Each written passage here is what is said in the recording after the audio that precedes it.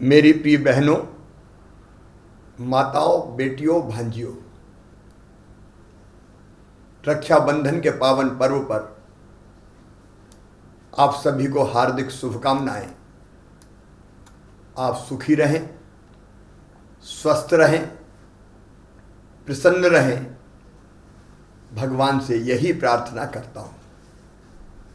भारत में आज से नहीं, अनादिकाल से माँ, बहन और बेटी को अत्यंत सम्मान का स्थान दिया गया है। यत्र नार्यस्तु पूज्यन्ते रमन्ते तत्र देवता। जहाँ माँ, बहन और बेटी को सम्मान की दृष्टि से देखा जाता है, वहीं भगवान निवास करते हैं।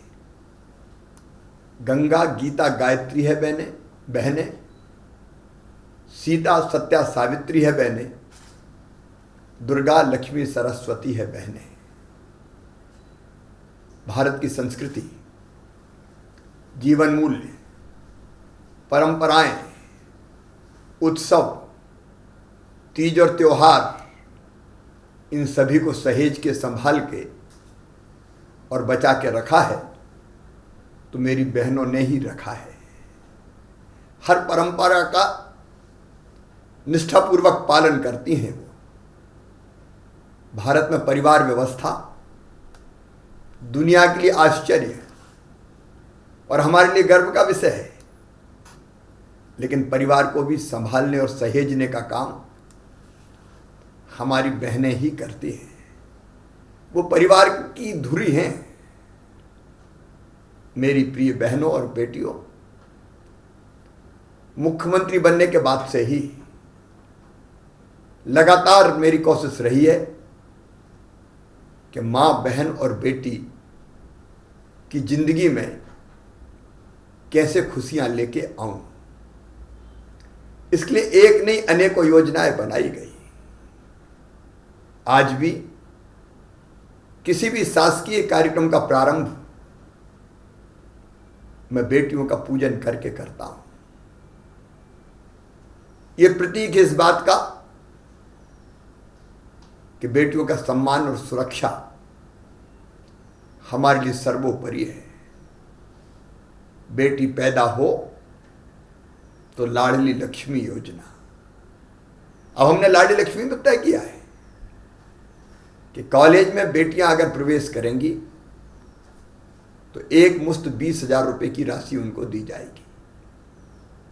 और मैं मेरी लाडली लक्ष्मी बेटियों को आश्वस्त करता हूं कि उनकी उच्च शिक्षा का भी पूरा प्रबंध किया जाएगा। उसके लिए आवश्यक आर्थिक व्यवस्थाएं भी की जाएगी। बेटी स्कूल जाए तो यूनिफॉर्म, साइकिलें, पाठ्य पुस्तकें, किताबें। बेटियां अगर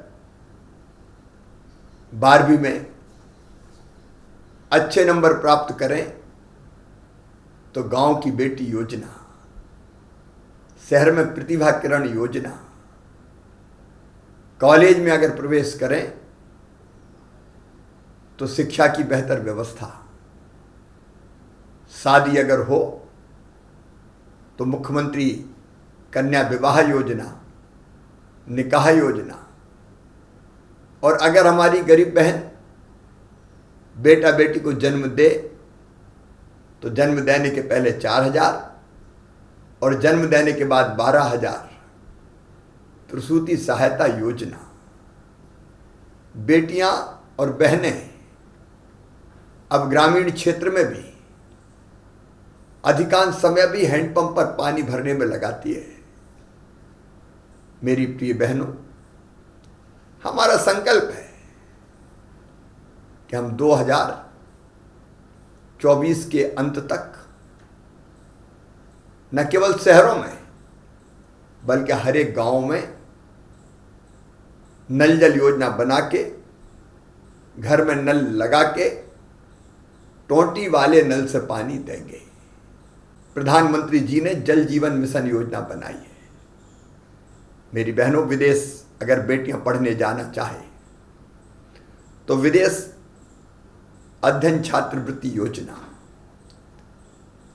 मेरी गांव में गरीब और निम्न मध्यम वर्गीय परिवार की बहनें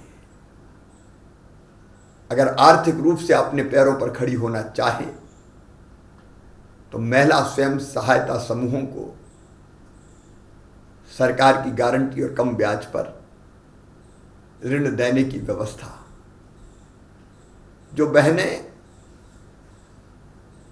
जिनके नाम संपत्तियां, चाहे वो कृषि हो या अन्य संपत्ति हो, अगर उनके नाम रजिस्ट्री करना हो तो रजिस्ट्रेशन शुल्क केवल 1% देने की हमने व्यवस्था की है।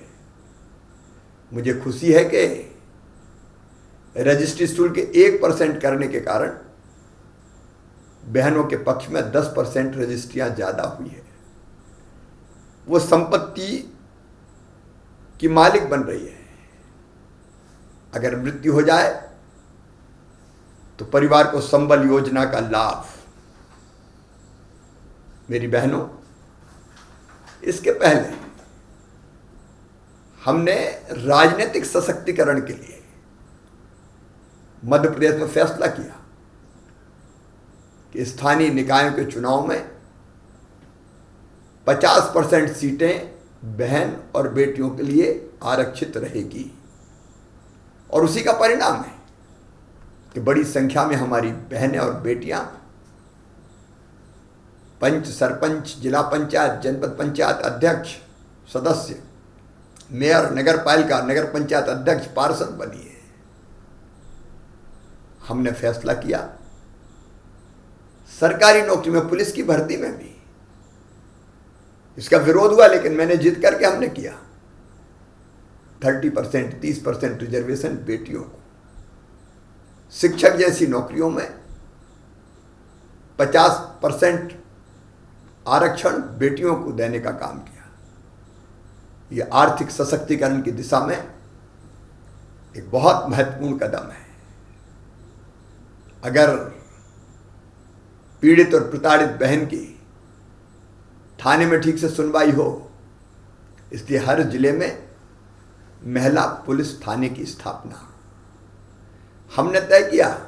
मध्य प्रदेश पहला राज्य था कि किसी बहन और बेटी के साथ कोई गलत हरकत करे तो दुष्कर्मी को सीधे फांसी की सजा का प्रावधान मध्य प्रदेश में किया गया। डर भय देके, नाम बदल के, धोखा देके विवाह करने वाले के खिलाफ कड़ी कार्रवाई करने के लिए हमने धार्मिक स्वतंत्रता कानून लागू किया। गुमशुदा बेटियों को सही सलामत घर लाने के लिए मुस्कान अभियान चलाया। मेरी बहनों, अनेकों चीजें हुई है। मैं मानता हूं कि सही अर्थों में अगर देश का सशक्तिकरण करना है तो बहनों का सशक्तिकरण आवश्यक है। इसलिए हमारा संकल्प है बहन और बेटियों का शैक्षणिक सशक्तिकरण, आर्थिक सशक्तिकरण, राजनीतिक क्षेत्र में भी वो सशक्त हो इसलिए राजनीतिक सशक्तिकरण, सामाजिक सशक्तिकरण, उनकी सुरक्षा, उनका सम्मान, इसमें हम कोई कसर नहीं छोड़ेंगे। जल्दी ही मैं फिर महिला पंचायत बुलाने वाला हूं, जिसमें बहनों से ही विचार विमर्श करके, जैसे लाडली लक्ष्मी योजना निकली थी वैसे ही हम आगे अन्य योजनाएं और बनाएं। आपसे चर्चा करके बनाएंगे, आपसे विचार विमर्श करके बनाएंगे, क्योंकि मैं मानता हूं आत्मनिर्भर मध्य प्रदेश आत्मनिर्भर बहनों के बिना नहीं बन सकता। आज का दिन मेरे लिए भी संकल्प का दिन है। रक्षाबंधन समाज के लिए भी संकल्प का दिन है। और संकल्प माँ बहन बेटी के प्रति समाज का सोच बदलने का संकल्प, माँ बहन और बेटियों के अधिकारों की रक्षा का संकल्प, समाज में उनके लिए सम्मान की भूमिका का संकल्प और प्रदेश की हर महिला के सपनों को उड़ान के रूप में अवसर देने का संकल्प। और एक संकल्प आज और लेना है, बहनों की सुरक्षा, बहनों का सम्मान और बहनों का स्थान हम सुरक्षित करेंगे। लेकिन एक बहनों और बेटियों से एक अपील और करना चाहता हूं, सुरक्षा कोविड से, यह बहुत महत्वपूर्ण है। और इसलिए मेरी प्रिय बहनों, भाई को राखी बांधने जाओ तो उससे पूछ लेना कि उसने वैक्सीन लगवाई कि नहीं, और अगर टीका नहीं लगाओ तो वचन ले लेना कि भैया तुम भी टीका लगवाओ और पूरे परिवारजनों को टीका लगवाओ। और हाँ मेरी बहना, अगर तुमने अब तक टीका नहीं लगवाया हो, अब तक अगर वैक्सीन नहीं लगवाई हो, तो तुरंत टीका लगवाना। 25 और 26 अगस्त को फिर से टीकाकरण अभियान व्यापक पैमाने पर प्रारंभ हम कर रहे हैं। 25 को पहले और दूसरे डोज दोनों लगेंगे और 26 को केवल दूसरा डोज लगाया जाएगा। सुरक्षा कोविड से, इसलिए रक्षाबंधन के साथ सुरक्षा का बंधन टीके के साथ। टीका लगवाना सुरक्षित करें, सुनिश्चित करें, सुरक्षा दुष्टों से। और इसलिए सरकार प्रतिबद्ध है असामाजिक तत्वों से, बदमाशों से, गुंडों से सख्ती से निपटने के लिए, सुरक्षा गरीबी से। और इसलिए बहन और बेटियां अपने पैरों पर खड़ी हो सके, इसके लिए हर संभव उपाय करेंगे। एक बार फिर मेरी प्रिय बहनों को, बेटियों को, माताओं को रक्षाबंधन की बधाइयाँ, शुभकामनाएं। आपके साथ हर कदम पर सरकार खड़ी है, आपका भाई खड़ा है, बेटियों का मामा खड़ा है। बहुत बहुत धन्यवाद।